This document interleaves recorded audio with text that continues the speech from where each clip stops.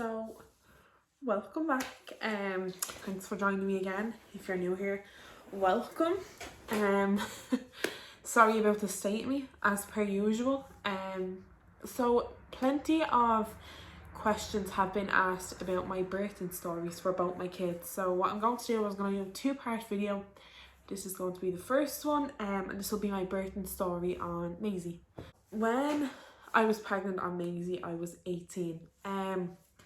I had got pregnant literally 2 months after I turned 18, and Maisie was planned. Now, although yes, Maisie was planned, I was also shocked that I was pregnant when I found out. I'll tell you how I found out.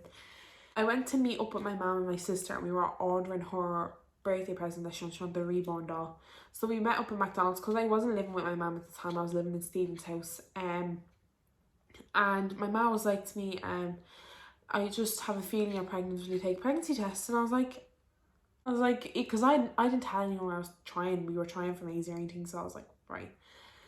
Do you want me to take it now? And she was like, yes. So I was like, in McDonald's, fine. That's just typical me going to take a pregnancy test at McDonald's in the ILAC. So that's what I did. I went and took it, but I didn't think I'd be pregnant, like, because it was literally, like, I was only trying for literally like a few weeks. So I was like, right. I went and took it and it was positive. Now, my first reaction was like, what? And I was like, no, this is fake. My mum said to buying a fake pregnancy test. She's forcing me to take a pregnancy test. She said she has a feeling, and then all of a sudden it's positive. Yeah, right. So I told her, and I was like, it's positive. And I was like, you're literally messing with me. And she was like, why would I be messing with you? So I was like, right, we'll go to Boots and get another one then. She was like, great, grand. So we went and got another test, and that was positive. And I was like, no, that's not real either. I took about 6 to 7 pregnancy tests, and I was like, right, well, we best go tell Stephen. And Stephen was still at work. And I was panicking, like, because I didn't think it would happen so quick. I went in to tell Stephen, and Stephen was like, all right, so what, will I get off work or something? And I was like panicking. I was crying. I was like, oh my God, I can't believe this happened so quick, blah, blah, blah. So, yeah, Stephen then got off work and he came home with me, and then I was like, and my little sister was like, well, that just round my birthday. Like, I wanted to get my birthday present. We didn't even end up ordering it because I was just too all over the place. And I was like, you can blame Matt for that one. I won't lie, although I planned Maisie, I was very nervous of being judged because, one, I was only 18. And two, when I was in school, I wasn't like, let's say, misbehaved in school. I always got good enough grades and stuff like that, so nobody expected it of me. And I was like, no, people are going to literally be so horrible to me. They're going to judge me. They're going to people are going to be talking about me, and I'm sure people were already talking about me. But so I locked myself in Stephen's room for 5 months, and I gained 5 stone. I did nothing but eat. I'm an emotional eater. I ate and I ate and I ate, and I gained so much weight. And eventually then my mum rang me. She was like, are you going to come out? Like, this is not healthy for you. Like, meet me in town, blah, blah, blah.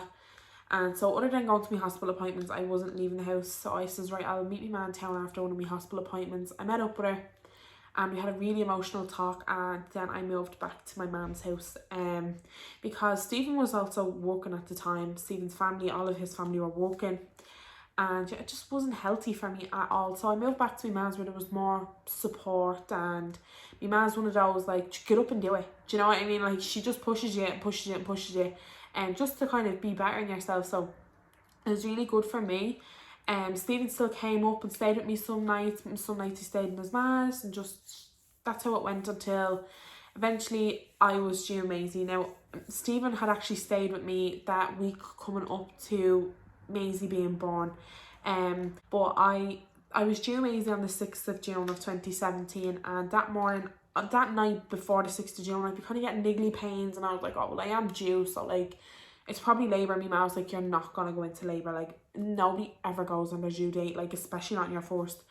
However, I went into labour. I started getting pains at 6 o'clock that morning, and they were kind of, for me, I thought they were coming on strong. I was like, oh God, I don't know if I can handle these now. Little did I know. I went in and I woke my ma up, and I was like, Ma, look, I think I'm in labour. I've been timing days. They're happening every so often, lasting for so long, blah, blah, blah. And she was like, right, I'll be up now. Go put the kettle on and get your ball out. Now, I had one of those big pregnancy balls, so I got one of them. I had that out and I was bouncing on it. My mum was like, when the pain comes, just keep bouncing on it. And so from 6 down till maybe 1 o'clock that day, I was like, no man, I just can't take these pains anymore. They're getting too strong. Like it's too much. Can we go into the hospital? And she was like, yeah. So we went into the hospital then, and they gave me examination. They were like, yeah, so you are 1 centimetre. And I was like, what do you mean I'm only 1 centimetre? I have still 9 more to go, and I'm finding it hard to cope with this pain. And she's like, yeah, so go home and come back when they get worse. And I was like, this girl is the she's doing the job wrong. She doesn't know. Like me near crying in the height of pain of 1 centimetre. Like, so I went home then, and then maybe about 6 o'clock then, I was like, no, this is really unbearable. I think she's coming. Like I can feel pressure, like immense pressure. I think she's coming now, ma. Like we need to ring an ambulance.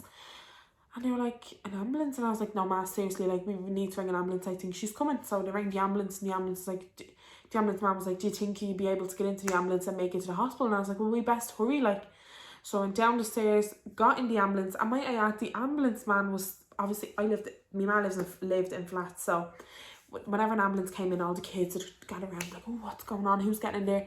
While I was in the back of the ambulance saying, I think this child is coming, sucking the gas and air that they had given me, that ambulance man was chatting to the kids as if it was nothing. And I was like, will you come on, please? So he gets in, and we get to the hospital. And the midwife was like, yeah, we'll give you a check over. And she checked again, and I was still only 1 centimetre. And I was like, what the actual hell is going on here? So she was like, you can go home or you can stay. We'll put you on a waiting ward, like till you go up to the labour ward. You're 3 centimetres. And I was like, right, then I'll stay. Like, I was getting used to the pain by then. I was like, right, it's bearable. I know I'm only 1 centimetre. I have to put up with this pain. Like, no choice. You can't get the epidural at 1 centimetre. And I just asked for gas and air. They wouldn't give it to me while I was on the waiting ward, but they gave me Petadine. And they gave me a little needle in the leg, and they were like, right, you need to stay in bed, you can't get up out of that or anything. This will ease the pains and all, blah, blah, blah. And I was like, yeah, grand.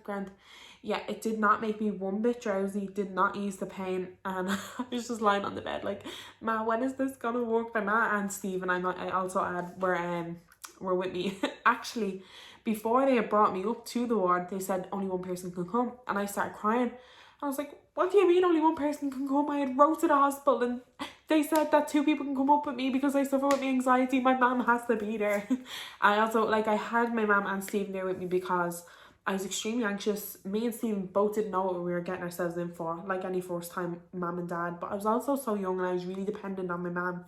So I was like, man, you've done this 3 times before, you can come with me. And Stephen, I didn't want to take that experience away from Stephen bringing his first child into the world. So I brought Stephen with me as well. And I cried so much. They were like, right, just let her up, Jesus Christ. So they let my mum up with me.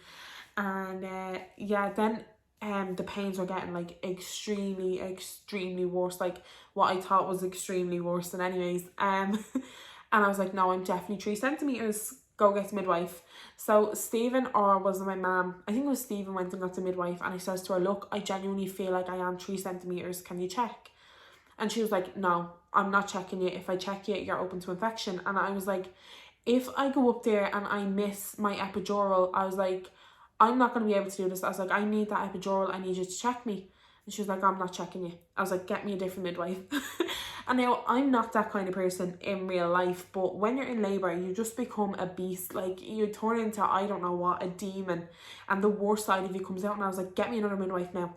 And she was like, okay. So they got the other midwife, and I was like, check me now. I was like, I'm telling you now, I'm 3 centimetres. And if I miss out on my epidural, I will kill someone. And so the lady, she was like, well, I have to warn you that there's a chance you could get an infection from being checked. And I was like, I don't care about infections. I want this child out of me, and I want my epidural. So they checked me, and I was nearly 4 centimetres. I think I actually was 4 centimetres. So they're like, right, we best bring you up to the delivery suite now. So I packed all my stuff, they moved me up to the delivery suite, and they were like, do you want an epidural? And I was like, yes. So I got the epidural, and I have to say, getting the epidural is literally, you don't feel it. It's not even sore at all. The hardest bit about it is sitting still because you're getting contractions. That's how... Oh, a fly. That's the only bad thing about it, is having to sit still. Excuse me. So I got the epidural then and I fell asleep. And then I woke up then later on in the middle of the night, and I was like, no, I can feel this, like this is really, really, really sore. I had a midwife in and a student midwife in with me, and I was saying to the lady, I was like, no, I can feel her, I think it's time to push. So she checked me, she was like, you're 10 centimeters, but you have to wait an hour to push. And I was like, I have to wait an hour to push? And she was like, yeah. So I was dealing with that pain, and every time I was getting the pain, I was pushing. She was like, don't push, you have to wait an hour. And I was like, why do I have to wait the hour? It's 10 centimeters, why can't I just push? And I still don't know why I had to wait the hour. So I started, every time I got a contraction, I pushed anyways, because I was like, I can't hold a child in. Like, I'm not going to hold a child in. So I was pushing and pushing and pushing, and I was like demanding a drink off Stephen. Stephen literally only left the room, and I was like, he's taking too long. The epidural had wore off at this stage, might I add. It was really, really bad. So my mom's like rubbing my hair, and she's like, it's gonna be okay, it's gonna be okay. And I'm pushing and pushing, and I can just feel the fact that she's stuck. And I was like, no, I was like, she's stuck, I can't, she's not coming out. And the midwife was like, you have to push, like you have no choice. If you don't push, the baby's heartbeat will drop and stuff. So I'm pushing, I'm giving it all like my all, and I passed out again. Like I think I said I passed out 6 times. And I woke up and I was like, I can't do this, I can't, she's stuck, I can feel it. And so they pressed the emergency button. It's a bit of a blur for me, but they pressed the emergency button. I remember a load of nurses and midwives and stuff coming in. They had to put these 3 needles in the top of Maisie's head to measure her heartbeat, and her heartbeat was rapidly dropping. So the midwife was like, you need to push. And I was like, I can't push, she's stuck. And she was like, what did she say? You can. Stop saying you can't, because you can. And if you don't do this, something bad's gonna happen. And she was shouting at me. And I turned around and I was like, don't fucking shout at me. I was really like in the height for her. And I was like, she's not coming, I'm after telling you that. And so she had gotten stuck. She did get stuck. She couldn't come out. And so my heartbeat was like dropping. No, it was it was accelerating really, really fast, and Maisie's heartbeat was dropping like rapidly. So they were like, right, we need to get her in for an emergency C-section straight away, the baby is stuck. And I was like, told you. So they gave me this little shot. Still don't know what it was. And they were like, you need to take this. I didn't even ask any questions. I was like, I'll take that, bye. And so they started wheeling me out of the room really quickly, and I was like, oh my god, this is the most scariest time of my life. And so they brought me into the theatre. My mum and Stephen were still outside, and on the way of being brought into the theatre, I had puked whatever they had given me, because I was that panicked and I was in that much of a stressful state. I puked all over the floor, and one of the midwives had been like, and I just looked and I was like, so they brought me into the theatre then, and they had to give me a spinal block. And now bear in mind, Maisie was literally stuck, but she was on the way out, like, and I was having 10 centimeter contractions, could feel every single thing. And they were like, you need to sit still. And I was like, I'm getting a contraction, I can't sit still. And it was so sore. But a spinal block literally numbs you from here down. Like, you can't even, I couldn't even move my arms. Like, they gave it to me, and all the pain stopped straight away. And I turned around to the student midwife, and I was like, I am so sorry for what I've put you through. I was like, I'm sorry for cursing at you, I'm sorry for saying whatever I did, I really didn't mean it. And so then she was like, it's fine. Now, who do you want in here with you, your mum or your partner? And I was like, let Stephen in. Obviously, he has to see the birth of his first child. So they did this test on me with an ice cube. And they were like, doing it like, I think it was from my toe all the way to my face. And they were like, tell me when you can feel it. And I was like, okay. So bringing it up my leg, up my arm, all the way up to here. And then when it got to here, I was like, okay, I can feel it. And she was like, okay, let's go. So they were like, we're gonna see if we can get her out with like a suction cup and see if she came out. And so they were like, listen, we need to cut you. Do you have permission to get like cut? And I was like, of course, just get the child out. Is she okay? So I was really scared. So they cut me and they used a suction cup, and eventually she did come out. Like, I had to push, and they pulled her, and she was born. And they held her up above the curtain. Like, they put a curtain above, and they held her up, and they were like, this is her. And like, she wasn't crying to start, and I was like, why isn't she crying? Why isn't she crying? And then like, he was holding her, and then she cried, and I was like, she is the most beautifulest thing I've ever seen in my whole entire life.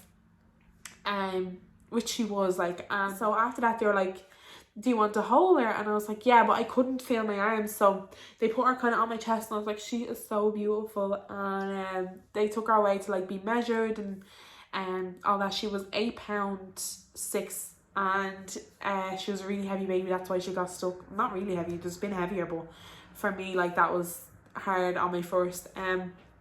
So then they had to bring me down to, I don't know why I was ever brought away from Maisie and stuff.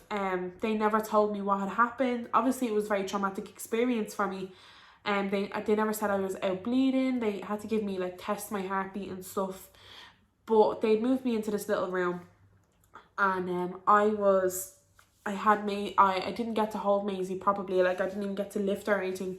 And I specifically said, like, I know that not all birthing plans go to plan, but I wanted skin on skin and I wanted to breastfeed Maisie. And Maisie, I never got to do that with Maisie. I never got skin on skin, and I never got to breastfeed her for the first time, which I thought was very important, like, you know. And Stephen fed her first bottle. He had her for 3 hours. I was left in the room and I kept saying, can I see me baby? Can I see me baby? And they were like, no, you can't, not yet. And I was just like, why can't I see her? Like, they never explained to me. I think when I went to counselling after, the counsellor said to him, maybe, because there was another woman across the room, she's like, well, maybe she had lost a baby. And I completely understand, like, you have to be sensitive to other patients, but I also feel like they should have maybe like a separate place that for women who have just lost babies, they go to a different aftercare room, and then mothers who are in an aftercare room, they should get to have their babies, because, like, it seriously affected me. And that's not saying, like, anything bad towards mothers who have lost their kids at all. I completely get that. It will kill my heart to see somebody holding their brand new baby and enjoying it while I had just lost mine. I 100% get that. But you can't also take away from mothers who have just had their kids. Like, I didn't see Maisie for 3 hours. I didn't get to hold her, didn't get skin on skin, didn't get to breastfeed her. And then for the next three nights, she wouldn't latch, and I was having a really hard time. And I couldn't bond with her. I kept looking at her saying, that's not my child. And why did I do this? I've just, like, I can't believe I've done this. What the hell is that happening? She doesn't even feel like mine. I looked at her, when I first looked at her, I was like, oh my God, she's so beautiful. Now I felt this overwhelming love and an overwhelming fear. But I did also, I know deep down, obviously I knew deep down that I loved her and stuff, but I couldn't bond with her at all. And it broke me heart. I cried for them 3 nights straight to the midwives on the ward. I was like, I just feel like she's not mine. And it sounds so crazy to anyone who doesn't have kids. It doesn't make sense that you can go through a birth a child that you've carried for 9 months and look at it and say, that child is not mine, and you feel an overwhelming guilt. But it's normal. Like, it's not normal for every person, but it was normal, and it took me a good while. So, like, for 3 months after I'd had Maisie, like, maybe not 3 months, maybe about 6 weeks after, I was like, I just cannot bond with her. She doesn't feel like mine. Every time I picked her up, like, she would cry because she could feel it off me. And I just found it so hard to accept the fact that she was mine, even though I'd carried her for 9 months and I so looked forward to her. Yeah, it was just crazy. But then after that 6 weeks happened, then I eventually got over it. And now, like, she's literally my best friend in the whole wide world. And when I even went away to Sweden for a week, I was like crying for her. It's like, I miss her so much. When she goes away to her dad's for a night, I'm like, I want her to come home. But yeah, that is my birthing story and pregnancy story of Maisie Ray. And it was just the most traumatic, beautiful, amazing, terrifying experience of my life. And yeah, that's it. So I hope you like that. I'm going to film a part 2 for Poppy during the week, and that'll hopefully be uploaded this week. Now, like, I always say that, and I'm very bad at uploading videos. It's the editing for me, guys. You all know it. Like, the music just be very questionable. But if you liked it, make sure to leave a thumbs up, and don't forget to subscribe, and leave a comment down below of what videos you'd like to see after Poppy's birthing story. Yeah, thanks so much for all your support on all the recent videos. Love you all so much.